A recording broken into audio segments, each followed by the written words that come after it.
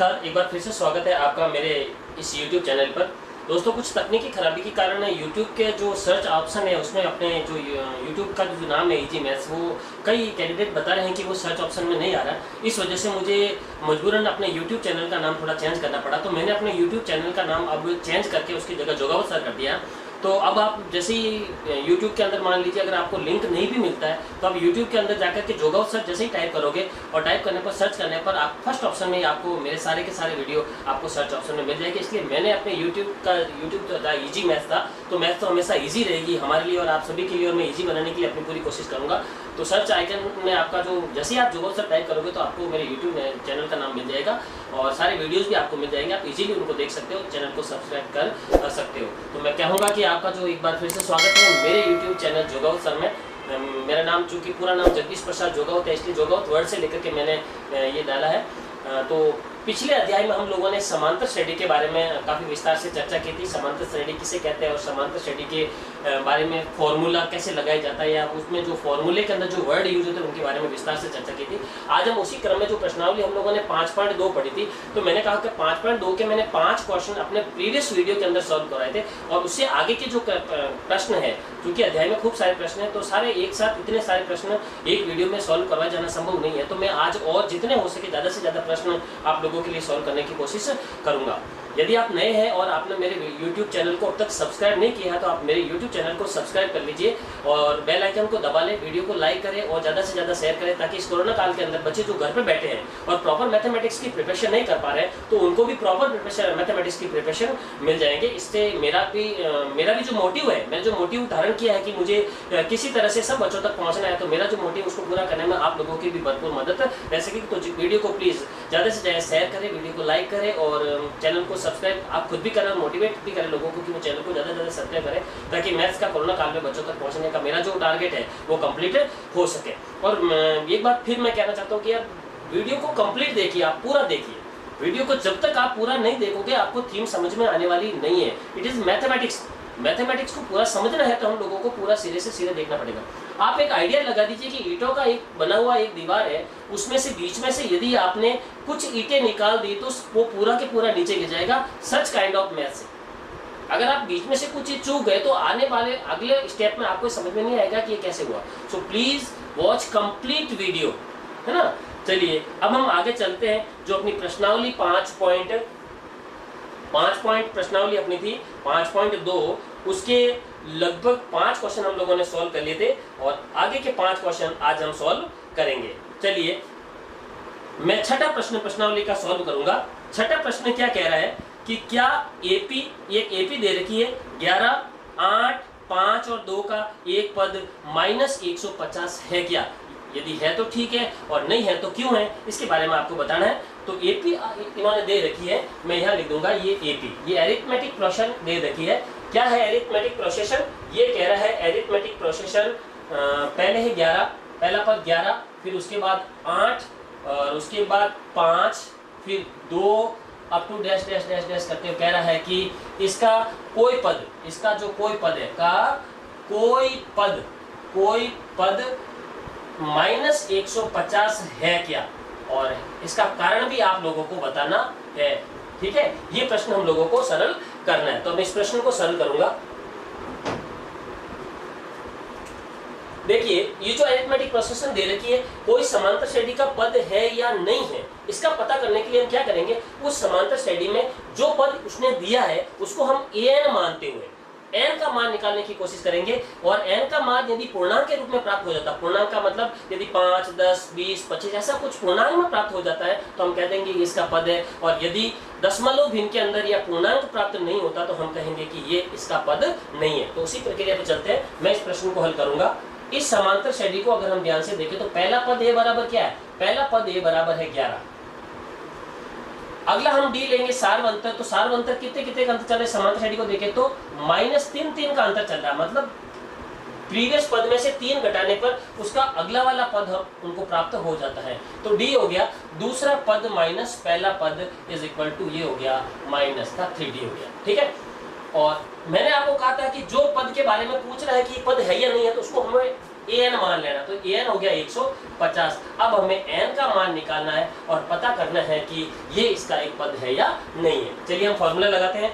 Formula हमारे पास है, समांतर श्रेणी का nवां पद ज्ञात करने का फॉर्मूला है an is equal to a plus n minus 1 into d. चलिए an का मान दिया इसने 150, तो मैं an का मान 150 यहाँ पे रख देता हूँ।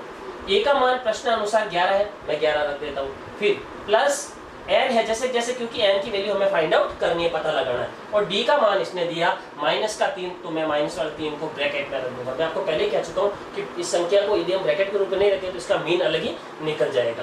तो ये हो गया माइनस का 150 इज इक्वल टू 11 प्लस, अब देखिए ये माइनस और ये प्लस मिलकर के क्या हो जाएगा, माइनस हो जाएगा। तो यहाँ माइनस आ जाएगा, मैं ये माइनस लिख देता हूँ, ये n माइनस 1 फिर ये 3 हो जाएगा, क्योंकि मैंने इस माइनस को और इस प्लस को मिला करके माइनस कर दिया है।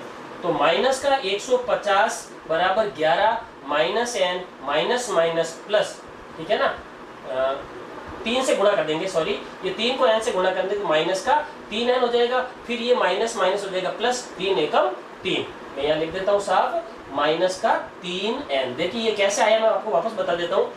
3 को मैंने ये n से गुणा किया तो 3n हो गया, अब चूंकि आगे माइनस है तो माइनस हो जाएगा, फिर आगे माइनस माइनस प्लस हो जाएगा और 3 एकम 3 हो जाएगा। आगे बढ़ते हैं, माइनस 150 बराबर उस साइड में एक तो 11 है प्लस का और प्लस का 3 है, 11 और 3 हो जाएगा 14 माइनस का 3n। अब हम आगे चलते हैं, माइनस 150 ये प्लस के 14 इधर जाएंगे, माइनस के 14 बराबर उस साइड में हो गया माइनस का 3n। अब हम इनको जोड़ देते हैं क्योंकि दोनों माइनस माइनस वाली संख्या है, तो ये दोनों आपस में जुड़ करके बन जाती है माइनस का 164 बराबर माइनस का 3n। सॉल्व करते हैं इसको, मैं बचे हुए प्रश्न को यहाँ पे सॉल्व कर देता हूँ। तो ये हो गया हमारे पास माइनस का 3n बराबर माइनस का 164। ठीक है, आगे चलते हैं, माइनस से माइनस कैंसिल हो गया, n बराबर हो गया 164/3 हो गया। अब इसमें भाग लगा देंगे, तो भाग लगाएंगे तो कितना हो जाएगा, 16 में 3 का भाग दे तो 5 बार, 1 बच जाएगा, तो फिर 14 हो जाएगा, 4 बार हो जाएगा, फिर 0.6, मतलब n का जो मान है वो दशमलव के अंदर प्राप्त हो रहा है। और मैंने आपको कहा था कि n का मान यदि पूर्णांक के रूप में प्राप्त होता है तो हम कहेंगे कि ये इसका पद है। तो हम ये लिख लेंगे नीचे कि चूंकि n का मान पूर्णांक नहीं है, चूंकि n का मान पूर्णांक नहीं है, n का मान पूर्णांक नहीं है, इसीलिए माइनस का 150 इस समांतर श्रेणी का एक पद नहीं है। ये प्रश्न अपना सरल हो गया। देखिए अत्यंत ही सरल प्रश्न है, थोड़ा सा प्रश्न को हमें समझना पड़ेगा और फिर उसी हिसाब से अकॉर्डिंग फॉर्मूला लगा कर हमें प्रश्न सॉल्व करना है। 8वां सॉल्व करके बताऊंगा और उसी प्रकार से जो इसका अगला प्रश्न वो 9वां है, तो मैं 8वें या 9वें में से एक प्रश्न बता देता हूँ। दोनों प्रश्न एक ही टाइप के हैं, तो मैं चलिए 9वां प्रश्न बता देता हूँ और ये अच्छा प्रश्न भी है। तो 7वां मैंने आप लोगों को बता दिया, 8वां 9वें की तरह ही है, तो 9वें से थोड़ा इजी है, तो 8वें को मैं स्किप करके 9वें पे आ जाता हूँ कि यदि किसी एपी का तीसरा और 9वें पद, किसी एपी मतलब अरिथमेटिक प्रोसेशन, किसी एपी के तीसरे और 9वें पद दे रखे 4 और -8। देखिए तीसरा पद दे रखा, तीसरे पद का मतलब है A3, ये दे रखा, माइनस का तीसरा पद दे रखा है 4, ये दे रखा, तीसरा पद दे रखा 4, दूसरा दे रखा है कौन सा पद, तीसरा पद और 9वां पद, 9वां पद मतलब A9, ये दे रखा -8। देखिए प्रश्न को समझना है, इसका तीसरा पद दे रखा मतलब A3 और 9वां पद इसने दे दिया है -8। तो कह रहा है कि इसका कौन सा पद शून्य होगा, इसका कौन सा पद, हमें n का मान निकालना है, जिसके लिए इस समांतर श्रेणी का जो अगला पद है वो क्या हो जाता है, शून्य हो जाता है। चलिए हम इसको सरल करते हैं। पहले दे रखा है तीसरा पद, देखिए मैं इसको हल करूंगा। प्रश्न दिया हमारे तीसरा पद A3 बराबर 4, समांतर श्रेणी का तीसरा पद ज्ञात करने का आप सूत्र लगाएंगे। सूत्र है हमारे पास क्या है कि चूंकि an बराबर a plus n-1 into D होता है। ठीक है, अब हम क्या करेंगे, यहाँ पे an मतलब a तीसरा पद, an का मतलब है a तीसरा पद इसने दे दिया, तो तीसरा पद ये, इसीलिए क्या हो जाएगा, A3 के लिए फॉर्मूला करें तो a तो जैसे जैसे रहेगा प्लस, फिर n है जैसे जैसे n का मान दिया तीसरा पद है तो n की जगह 3 रख देंगे, -1 इंटू डी है जैसे कि जैसे रखेंगे, और ये तीसरा पद है 4। चलिए हम आगे बढ़ते हैं। a प्लस 3 में से 1 गया, 2d बराबर 4, ये हो गई समीकरण नंबर 1। इसी प्रकार अगला जो 9वां पद इसने दिया है a9 बराबर माइनस का 8। a9 का मतलब a प्लस ये 9वां पद है, तो 9 माइनस 1 इंटू डी बराबर हो जाएगा माइनस का 8। ये हो जाएगा a प्लस 9 में से 1 गया 8, ये डी साथ में रहेगा बराबर माइनस का 8। ये हो गई समीकरण नंबर 2। अब हमें 2 समीकरण प्राप्त हो गई। अब हम दोनों समीकरणों को हल करेंगे। दोनों समीकरणों को हल करके किसका मान निकालेंगे? a और b का मान निकालेंगे। तो हम क्या करेंगे? समीकरण 1 व 2 को क्या करेंगे? हल करेंगे। हल करने पर मैं यह हल करूंगा समीकरण 1 और 2 को। तो देखिए समीकरण 1 हमारे पास आई a प्लस 2d बराबर 4, ठीक है। और समीकरण 2 हमारे पास आ गई a प्लस 8d बराबर माइनस का 8, ये हो गया, ठीक है। अब हम क्या करेंगे? घटा देंगे ताकि a से a कैंसिल हो जाते हैं। घटाने पर ऐसा हमने क्यों किया? हमने 2 चर वाली रैखिक समीकरण पढ़ी थी, तब विलोपन विधि से समीकरणों को हल किया था हमने। तो ये 2 समीकरण है, इसमें विलोपन विधि का इस्तेमाल करके हम इनको हल करने की कोशिश करेंगे। जब घटाएंगे तो चिन्ह बदल जाएगा, इसके आगे कोई चिन्ह नहीं है तो प्लस, तो प्लस का हो जाएगा माइनस, इसका भी माइनस और इसका हो जाएगा प्लस। देखिए ये कैंसिल हो गया। अब हमारे पास 2 तो प्लस का 8 माइनस का, तो 2 माइनस 8 बराबर माइनस का 6। उधर क्या हो जाएगा? 4 और 8 मिलकर के बन जाएगा 12। फिर d का मान निकालेंगे, d बराबर 12 माइनस का 6 नीचे आ जाएगा, तो ये हो जाएगा माइनस का 6 दूने 12। ये बच्चों प्राप्त हो गया हमारे पास किसका मान? d का मान प्राप्त हो गया। तो d का मान जो सार्वंतर है वो कितना है? सार्वंतर है माइनस का 2। अब हम क्या करेंगे? समीकरण वापस 1 में d का मान रख करके a का मान निकाल देंगे। तो समीकरण 1 में d का मान रखने पर रख देते हैं तो क्या हो जाएगा? ये है समीकरण 1। समीकरण 1 में a तो है जैसे से प्लस 2 ये दे रखा है, और d का मान हमारे पास आ गया माइनस का 2, यहाँ रख देता हूँ बराबर इस साइड में है 4। सरल करते हैं। a प्लस ये प्लस और ये माइनस मिलके क्या हो जाएगा बच्चों? माइनस हो जाएगा। प्लस माइनस माइनस 2 दूने 4 बराबर उस साइड में भी 4 है, तो a बराबर हो जाएगा 4 उधर, माइनस का 4 उधर गया, प्लस का 4, तो a बराबर हो जाएगा 4 और 4 8। ये बच्चों प्राप्त हो गया हमारे पास। किसका मान प्राप्त हो गया? ये प्राप्त हो गया हमें a का मान। अब प्रश्न क्या कह रहा? अब प्रश्न कह रहा है कि बताइए कि इसका कौन सा जो पद है वो शून्य है। मतलब हमें n का मान बताना है जिसके लिए an शून्य है। कौन सा पद इसका शून्य है? मतलब हमें n का मान बताना जिसके लिए an शून्य है। अब हम आगे चलेंगे। प्रश्नानुसार मैं ले लेता हूँ। प्रश्नानुसार बाकी का भाग मैं यहाँ हल करूंगा। प्रश्नानुसार an ये कह रहा है an बराबर 0। ये कह रहा है an 0 है, तो 0 कितने नंबर पे आता है हमें n का मान ज्ञात करना है। तो चलिए फॉर्मूला लगाएंगे।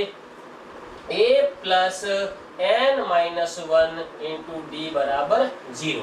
अब हम क्या रखेंगे? d और a के मान रख देंगे।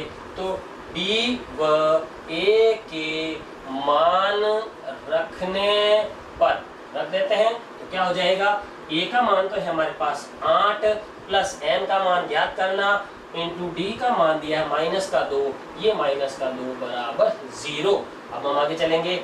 8 ये प्लस और ये माइनस मिलकर के माइनस, ठीक है, ये हो जाएगा n माइनस 1 इंटू 2, ठीक है। अब सॉल्व करेंगे। 8 माइनस 2 को n से गुणा करेंगे, 2n, ये माइनस माइनस हो जाएगा प्लस, 2 एकम 2 बराबर 0। अब कितना हो गया? 8 और 2 10 हो जाएंगे, संख्या 10 हो गई बराबर 0। ये हो जाएगा माइनस का 2n बराबर, ये 10 माइनस के उधर जाके पक्षांतर हो गए तो माइनस के हो जाएंगे, माइनस से माइनस कैंसिल, तो n बराबर हो जाएगा 10/2। n बराबर हो गया 5 दूने 10। तो इस प्रश्न के अनुसार इस समांतर श्रेणी का जो 5वां पद है वो शून्य है। देखिए प्रश्न भले ही लंबा है लेकिन स्टेप बाय स्टेप अगर इसको समझे तो बहुत ही आसान है। आपको कह रहा है कि इसका तीसरा पद 4 है और 9वां पद ये है, तो तीसरे पद के लिए तीसरे पद का फॉर्मूला लगा दो। नौवे पद के लिए नौवे पद का फॉर्मूला लगा, तो दोनों समीकरणों का इस्तेमाल करके डी का मान निकाल लो। डी का मान निकल जाए तो समीकरण 1 या 2 में रख करके ए का मान निकाल दो। अब ए और डी का इस्तेमाल करके पीछे ये जो भी पूछता है वो मान आसानी से निकाल सकते हैं। कई बार इसमें पूछ जाता है कि तो समांतर श्रेणी बनाइए, तो समांतर श्रेणी बन जाएगी। कैसे बनाएंगे समांतर श्रेणी? समांतर श्रेणी एपी बराबर हो जाएगी ए, पहला पद क्या 8, अगला डी की तरफ 2 है माइनस का, तो 8 - 2 6, फिर 6 - 2 4, 4 - 2 2, तो 8 6 4 2 अपटू डैश डैश इसके समांतर श्रेणी बन जाएगी। अगर ये आपको कह देता है कि समांतर श्रेणी का कौन सा पद मान लीजिए कह रहा है 76 है, इस समांतर श्रेणी का कौन सा पद 76 है, तो हम यहाँ ए एन की जगह क्या मान लेंगे? 76 मान लेंगे। फिर सरल करने का तरीका ये ही हो जाएगा, और यहाँ पे एन का जो भी मान डिजायर्ड मान होगा प्रश्न अनुसार वो हमें प्राप्त हो जाएगा। हाँ, तो बच्चों अब हम आगे चलते हैं। हमने 9वां प्रश्न सॉल्व कर लिया था, 10वें प्रश्न को हम स्किप करते हैं। बहुत ही आसान है, इसी की तरह आप कहें तो 10वां प्रश्न भी मैं यहाँ सॉल्व कर सकता हूँ। चलिए मैं 10वां प्रश्न यहाँ पे सॉल्व कर लेता हूँ। 10वां प्रश्न क्या कह रहा है? किसी एपी का 17वां पद उसके 10वें पद से 7 अधिक है। किसी एपी का 17वां पद, 17वां पद का मतलब हम समझ गया ना, A17, 17वां पद हो गया A17, उसके 10वें पद से, 10वें पद का मतलब हो गया था A10, 17वां पद उसके 10वें पद से 7 अधिक है, 7 अधिक है। प्रश्न को बिल्कुल समझ में आ रहा है कि इसका जो 17वां पद है वो ज्यादा होगा, 10वां पद कम होगा, तो जो 17वां पद है 10वें पद से 7 अधिक है। इसका मतलब यदि हम 17वें पद में से 10वां पद घटाएं तो 7 आ जाएगा। तो मान किसका पूछ रहा है? ये मान पूछ रहा है कि इसका सार अंतर क्या है, और ये चीज दे रखी है। प्रश्न जो कहना चाह रहा है उसके अनुसार ये कंडीशन है कि 17वां पद 10वें पद से 7 अधिक है। इसका मतलब 17वें पद में से 10वां पद घटाओगे तो 7 प्राप्त हो जाएगा। चलिए इसको सरल कर लेते हैं। 17वें पद का फॉर्मूला क्या होगा? 17वें पद का फॉर्मूला हो जाएगा a + 17 - 1 × d, माइनस इसमें से घटाएंगे वापस A10 का फॉर्मूला, तो मैं यहाँ ब्रैकेट में लिखूंगा थोड़ा, क्योंकि आगे माइनस आने पर चिन्हों की थोड़ी समस्या हो सकती है। तो A + n की जगह 10 - 1 × d बराबर 7। आगे चलते हैं। A + 16d, ये 16d हो गया, माइनस ये हो गया A, ये प्लस और ये माइनस मिलकर के माइनस 10 - 1 बराबर 9d बराबर हो गया 7। देखिए A से A कैंसिल हो गया, हमारे पास बच गया 16d माइनस के 9d बराबर 7। 16 में से 9 गया तो 7d बच जाएगा, उस साइड में भी है 7, तो d बराबर हो जाएगा बच्चों 7/7। तो d बराबर हो गया 7 एकम 7। तो इस समांतर श्रेणी का जो सार्व अंतर है वो कितना है? सार्व अंतर 1 है।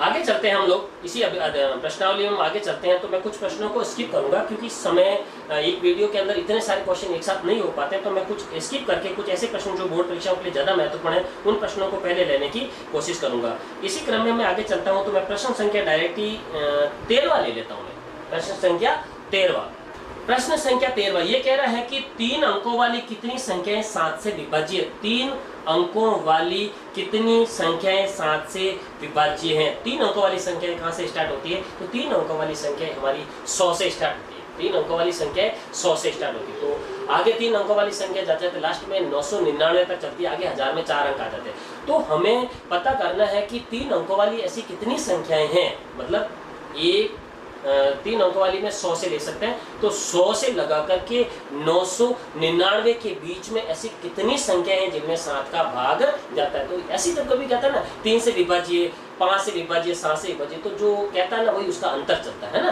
तो मैं कहता हूँ, कह रहा है कि प्रश्न 3 अंकों वाली संख्या है, तो 3 अंकों वाली 7 से विभाज्य संख्याओं की एपी बना देते हैं ना। एपी क्या बनेगी इसकी? एपी बनेगी। तो 3 अंकों वाली संख्या कौन सी है? 3 अंकों वाली पहली संख्या कौन सी जिसमें 7 का भाग जाता है? तो हम देखेंगे कि 100 में 7 का भाग नहीं जाता। इसी प्रकार हम आगे आते हैं तो 101 में भी नहीं जाता, फिर हम आगे आते हैं तो 103 में भी नहीं जाता, 104 में भी नहीं जाता, लेकिन 105 में 7 का भाग जाता है। क्योंकि अगर 15 का पहाड़ा बोले तो 15 के पहाड़े में 15 साते 105 होते हैं। इसका मतलब 3 अंकों की जो पहली संख्या है वो 105 है, जिसमें 7 का भाग जा रहा है। आगे बढ़ते हैं हम, तो अगली संख्या में 7 जोड़ देंगे तो अगली संख्या जो आएगी 112, इसमें भी किसका भाग जाएगा? 7 का भाग जाएगा। इसी प्रकार आगे चलेंगे तो 119, इसमें भी 7 का भाग जाएगा। ऐसे करते करते हम चलेंगे कंटिन्यूस। तो लास्ट के अंदर आ रहा है 999, तो 999 में 7 का भाग नहीं जाएगा। तो इससे पहले अगर 2-4 संख्याओं में हम आराम से रफ में भाग देके देख ले तो हमें पता चल जाए कि ऐसी कौन सी संख्या जिसमें 7 का भाग जा रहा है। तो इस तरह से देखेंगे तो हमारे पास 994 एक संख्या ऐसी मिलेगी जिसमें 7 का भाग जाएगा। देखिए मैं आपको बता देता हूँ, ये है 994, 7 का भाग दूंगा मैं, 7 का भाग जाएगा 7 एकम 7, पीछे बच जाएगा 2, 9 उतार दिए, फिर 7 का 7 चौक 28 हो जाएगा, पीछे बच गया 1, फिर 4 ये उतार दिया, 7 गुणे 14 हो गया ना पूरा के पूरा। तो इस आइडिया से हम आगे चलते चलते हम पता लगा लेंगे कि लास्ट के अंदर 994 ऐसी संख्या आएगी जिसमें 7 का भाग जाएगा। अब बात रही कि हमें ये पता करना है कि 105 से लगा करके 994 तक कितनी संख्याएं 7 से विभाज्य है। तो यहाँ पर देखिए बच्चों, यहाँ पर a का मान कितना हो गया? 105, ठीक है ना। b का मान कितना हो गया? b 7 अंतर, 7 का अंतर चलेगा बिल्कुल, क्योंकि 7 जोड़ने पर ही 7 से बाकी संख्याओं का एक ग्रुप हम लोगों को प्राप्त होगा, तो d हो गया 7। n का मान हमें ज्ञात करना है, और मैंने आपको बताया कि जब अंतिम संख्या दे देते हैं तो अंतिम संख्या को ही an मानना है।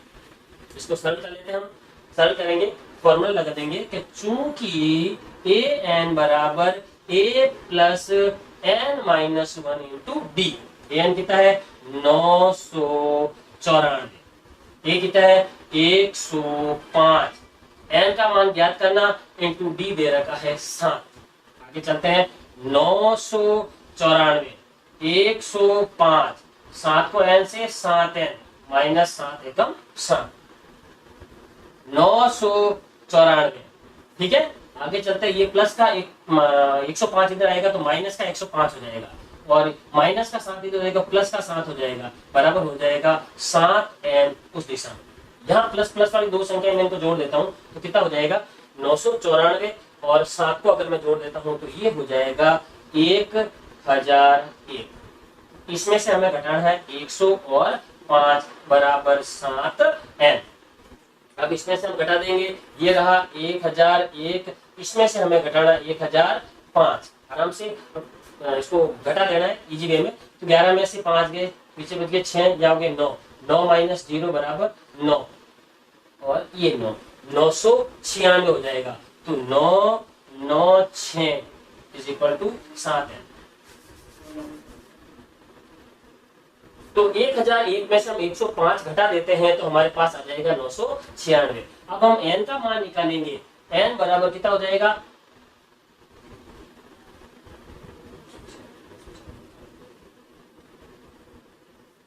तो हम 1001 में से 105 घटा देंगे तो हमारे पास आ जाएगा, यदि हम 1001 में से 105 घटा देते हैं तो हमारे पास आ जाएगा 896, उस साइड में बच जाएगा 7n। अब हमें n का मान निकालना, n बराबर हो जाएगा 896 बटे 7, भाग लगा देंगे, n बराबर 7 का भाग लगा देते हैं 896 में, तो पता चल जाएगा 7 का 7 एकम 7, पीछे बच जाएगा हमारे पास 1, 7 दूने 14, पीछे बच जाएगा 5, उतार देंगे 6, 7 8 56, पीछे बच गया 0। तो ऐसी 128 संख्याएं हैं 3 अंकों वाली जो 7 से विभाज्य है।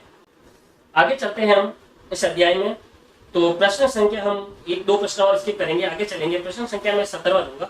इस प्रकार के प्रश्न प्राय बोर्ड में पूछे जाते हैं। हम किसी समांतर श्रेणी में आगे से चलते हैं तो हम उसमें 8वां 10वां या 20वां पद पूछे जाने पर हम आराम से सूत्र लगा के ज्ञात कर लेते हैं। परंतु यदि पीछे से प्रश्न पूछ लेता है, जब पीछे से अंतिम से कौन सा प्रश्न 10वां या 12वां पद कौन सा होगा, इस कंडीशन में हम लोगों को कैसे सरल करेंगे। प्रश्न संख्या 17वां में पढ़ूंगा कि एक एपी दे रखी है 3 8 13 up to dash dash last में 253 दे रखा है। कह रहा है कि अंतिम से 20वां पद ज्ञात कीजिए। अंतिम से 20वां पद ज्ञात करना है। देखिए एरिथमेटिक प्रोसेशन दे रखी है, एपी बराबर दे रखी है 3 8 13 up to dash dash dash dash dash 253 अंत में दे रखा है, ठीक है ना। मैं अंतिम से 20वां पद, मैं आपको अंतिम से 20वां पद निकालना। अंतिम से कौन सा पद ज्ञात करना? 20वां पद। देखिए पहले तो सामान्य तरीके से आप मान निकाल लीजिए। ए का मान 3 है, बी का मान कितना हो जाएगा? 8 माइनस 3 बराबर 5, ठीक है। एन का मान हमें ज्ञात करना, सॉरी एन बराबर हमें 20 ज्ञात करना, वो भी अंतिम से। अंतिम से हमें एन 20वां पद ज्ञात करना। लेकिन अब ये चूंकि अंतिम की बात कर रहा है, ये तो थे हमारे मान जब हम आगे से समांतर श्रेणी में चलते हैं, और जब हम समांतर श्रेणी में पीछे से आएंगे इस प्रकार से, तो क्या होगा? पीछे से आने पर जो पहला पद है वो 253 बन जाएगा। तो यहाँ पहला पद जो हम ले लेंगे ना, इसकी जगह ए की जगह कितना हो जाएगा? 253 हो जाएगा। और ये जो सार अंतर हमने निकाला 8 माइनस 3, ये सार अंतर भी उल्टा हो जाएगा, 3 आगे और 8 पीछे हो जाएगा, ठीक है ना। तो यहाँ कर लेंगे हम 3 माइनस 8, तो सार अंतर उल्टा हो जाएगा, क्योंकि ऐसे जाने पर समांतर श्रेणी बढ़ रही है, ऐसे आने पर घट रही है। जब हम ऐसे चलते हैं समांतर श्रेणी में तो +5 जोड़ना पड़ रहा, ठीक है। लेकिन अगर हम पीछे से आते हैं तो 5 घटाना पड़ रहा, तो ये -5 हो जाएगा। अब वही सामान्य फॉर्मूला लगाइए कि चूंकि ए एन बराबर A plus N minus 1 into D. A बराबर हमारे पास है 253 प्लस एन है 20वां पद माइनस 1 इंटू डी का मान है बच्चों -5। सरल कर लेंगे बिल्कुल धीरे धीरे। 253 प्लस माइनस 20 माइनस 1 19 इंटू 5, ये माइनस मैंने या प्लस के साथ कन्वर्ट करके माइनस बना दिया।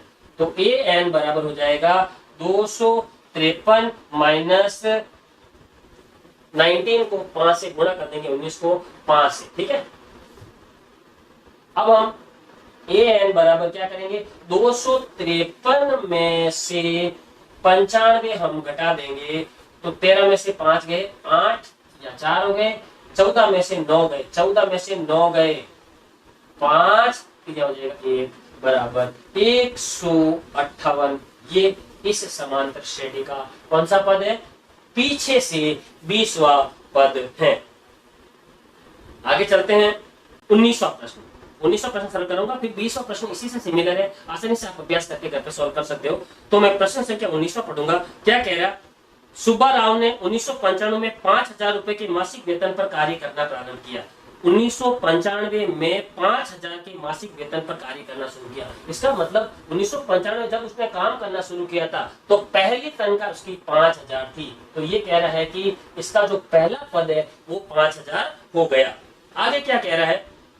फिर प्रत्येक वर्ष 200 रुपए की वेतन वृद्धि प्रारंभ की जाती है। 200 रुपए की वेतन वृद्धि प्रारंभ हो जाती है। इसका मतलब डी बराबर 200 रुपए आ गया। हर वर्ष उसके वेतन में 200 रुपए ऐड होना शुरू हो जाएंगे, तो 200 रुपए का उसका अंतर चलेगा। तो फिर ये कह रहा है कि किस वर्ष में उसका वेतन 7000 हो जाएगा। अगर ऐसे चलते रहे तो किस वर्ष में, मतलब एन का मान निकालना है, उसका जो वेतन है वो 7000 रुपए हो जाएगा। देखिए प्रश्न बहुत ही आसान है। प्रश्न सिर्फ ये कहना चाह रहा है कि सुब्बाराव नाम का कोई व्यक्ति है जो शुरुआत में 1995 में सर्विस में लगा, तब उसकी तनख्वाह 5000 रुपए थी। उसके बाद हर साल उसकी तनख्वाह में 200 रुपए की बढ़ोतरी होती है। ऐसे करते करते करते करते किसी समय उसकी तनख्वाह 7000 हो गई। तो हमें बताना है कि किस समय में या कितने वर्षों के बाद उसकी तनख्वाह 7000 हुई, मतलब एन का मान फाइंड आउट करना है। फॉर्मूला लगाएंगे कि चूंकि ए एन बराबर A plus N minus 1 into D. A N है हमारे पास 7000, वो दे रखा पीछे।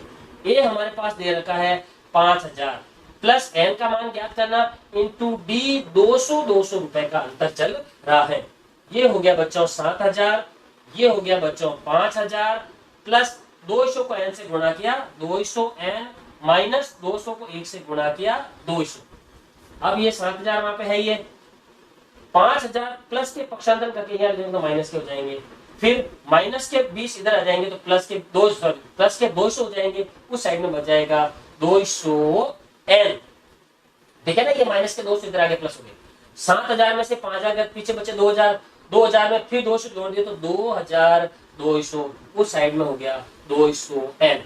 अब हमें निकालना n का मान, n बराबर 2200/200, इससे ये कैंसिल हो गया, n बराबर हो गया 22, 2 से 11 बार कैंसिल हो गया, मतलब 11वें साल जाते जाते 1995 में ये नौकरी पे लगा था, तो 11 साल बाद कितना हो जाएगा, 6, 10 असल का 1, 10 असल का 1, 2, तो 2006 में जाते हुए सुब्बा राव की तनख्वाह 7000 हो जाएगी। बहुत बहुत धन्यवाद मेरे इस वीडियो पे बने रहने के लिए।